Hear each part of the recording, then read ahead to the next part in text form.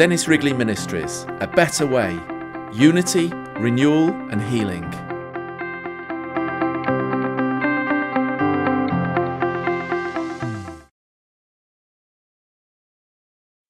A good few years ago, I used to run a youth club.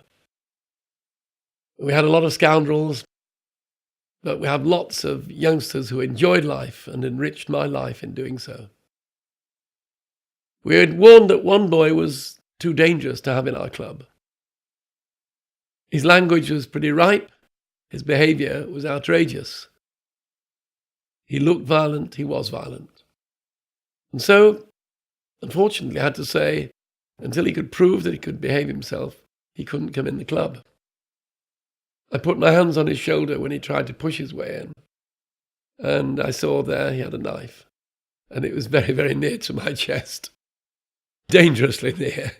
So I pushed him a little too hard, and he fell, and I heard his head strike the pavement, and I was worried, so I knelt down and cradled him and began to tell him that he was very important and that we did not reject him, and certainly God didn't reject him.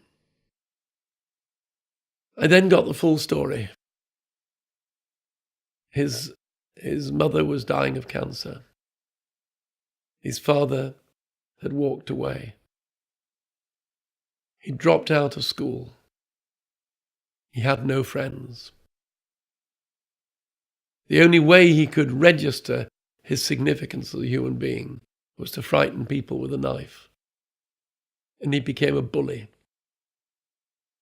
The more I heard his story, the more I said to him, well, I'm sorry about the bump on the head. You can come in on one condition, that you show to me that you really are prepared to collaborate.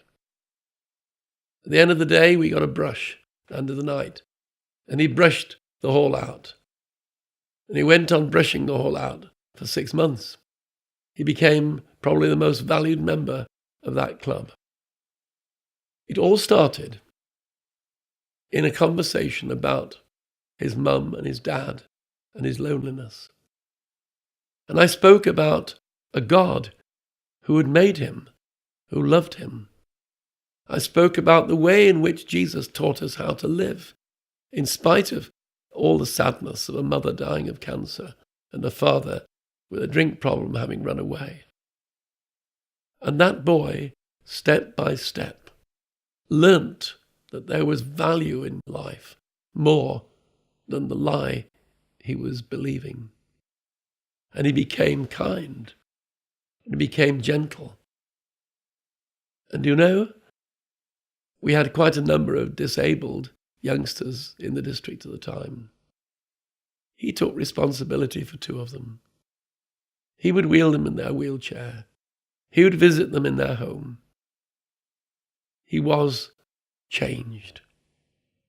This is what it's all about. God doesn't come to make us good, moral, upright people. That's part of the joy, but it's only a fraction. God comes to change our attitude to life, change the pattern of life of people. We're not in the business of sticking plaster.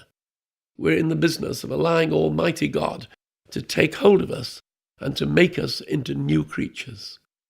This is the gospel, and this is what the church's calling is to do, is to show the fruit of the gospel in changed lives. God bless you. Dennis Wrigley Ministries, a better way, unity, renewal and healing. Thank you for watching.